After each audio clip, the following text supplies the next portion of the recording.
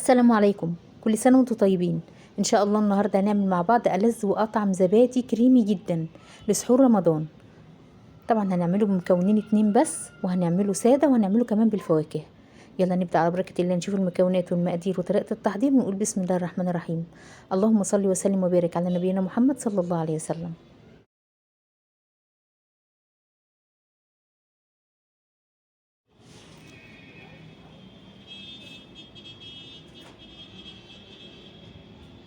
اول حاجه معانا في المكونات، معايا كيلو ونص من اللبن.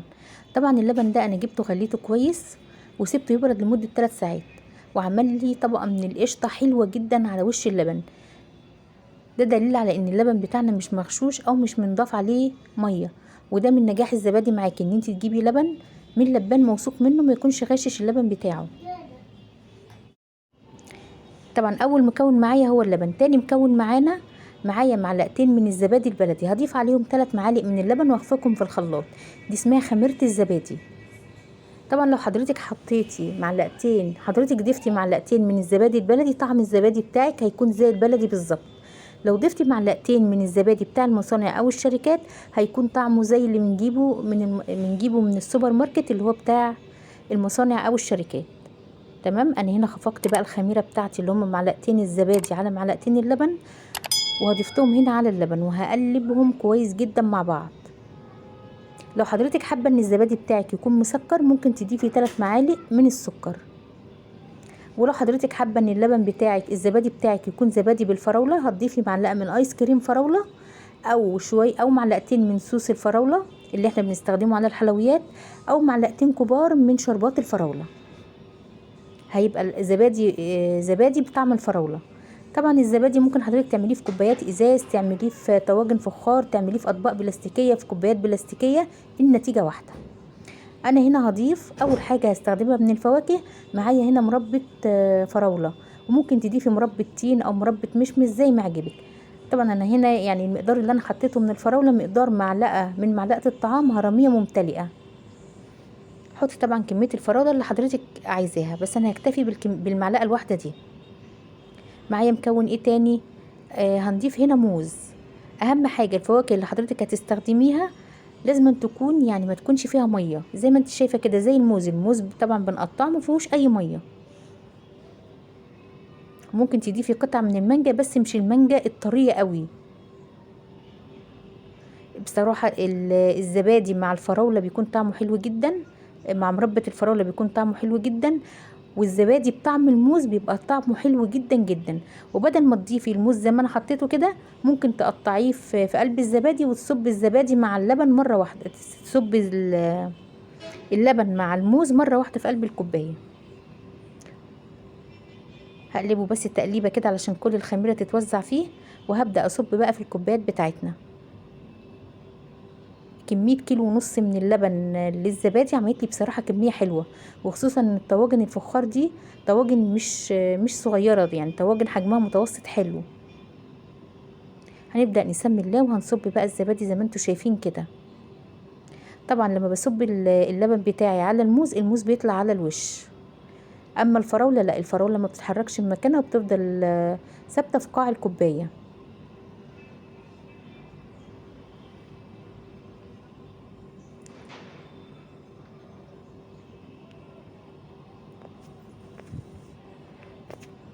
دي طبعا الكوبايه اللي فيها المربى. طبعا بضيف اللبن هنا بالراحه جدا عشان المربى ما تطلعش معانا على الوش. وممكن نضيف كمان مربى، يعني ممكن نضيف من الفواكه فراوله، بس الفراوله هنسويها بقى بمعلقتين كبار كده من السكر او 3 معالق كبار من السكر لحد ما تنشف الميه منها خالص، وهضيفها في قاع الكوبايه. هبدا بقى املى الطواجن بتاعتي الفخار. طبعا فات شويه معايا هنا، احترت بقى احطهم في الكوبايه ولا احطهم في الطاجن الفخار. حطيتهم هنا في الطاجن الفخار. معايا كمان هنا هنبدا بقى نشيل الطواجن والكوبايات، هنحطهم في صينيه، ومعايا ميه سخنه مش مغليه. وطبعا انا شغلت الفرن بتاعي لمده 5 دقايق لحد ما الفرن كده دفي، وبعد كده طفيت عليه. وهبدا اضيف الميه السخنه في الصينيه، وهدخل الصينيه بتاعتي دي في الفرن وهو دافي، في فرن البوتاجاز وهو دافي. لو عندك مكنه زبادي هتسهل عليكي كتير. ما عندكيش مكنه زبادي، شغلي الفرن بتاعك 5 دقايق يدفى، وبعد كده اطفي عليه، وبعد كده دخلي الصينيه بتاعتك كده في قلب الفرن. طب هتفضل لمده قد ايه؟ طبعا دي الميه السخنه اللي انا هضيفها في الصينيه. بخلي الميه توصل لاقل من ربع الكوبايه. مدة الزبادي او تخمير الزبادي في الفرن بيفضل، انا طبعا عاملاه من بالليل، هفتح عليه الصبح، يعني هشوفه الصبح. ممكن يفضل 8 ساعات، ممكن يفضل 6 ساعات، ممكن يفضل 12 ساعة، على حسب درجة الجو اللي انت فيه. ده كده بعد ما سبته، بصراحة انا سبته من بالليل للصبح زي ما قلتلك. ودي النتيجة بصراحة كانت مبهرة جدا. حاجة جميلة جدا ونضيفة جدا، وعاملاها بايديكي.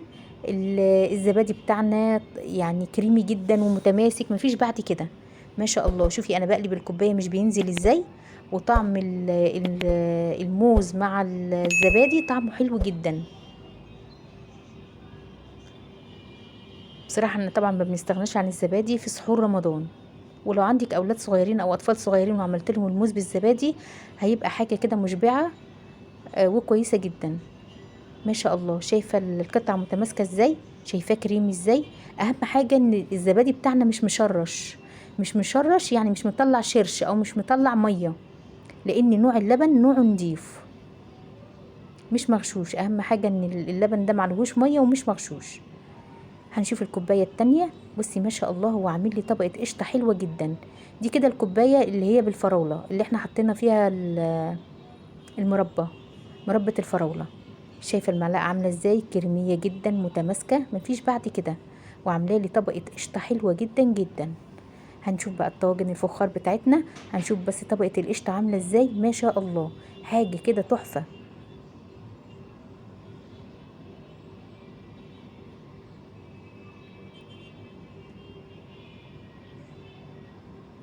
هنبدا بقى نشيل طبقه القشطه. شايفه الجمال؟ ما شاء الله.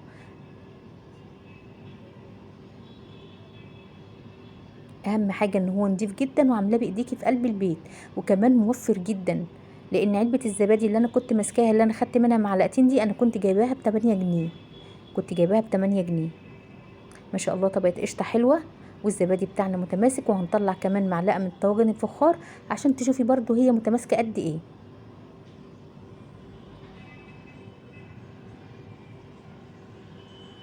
انا بوريهولك ان هو متماسك ومش عامل شرش.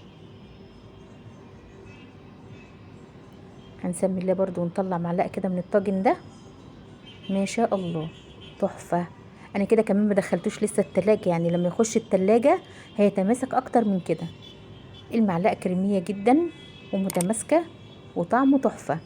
طبعا اذا عجبك الفيديو ما تنسينيش في اللايك والشير والاشتراك في القناه وتفعيل الجرس. دعمكم شرف كبير ليا. وكل سنه وانتم طيبين. استودعتكم الله في حفظ الله.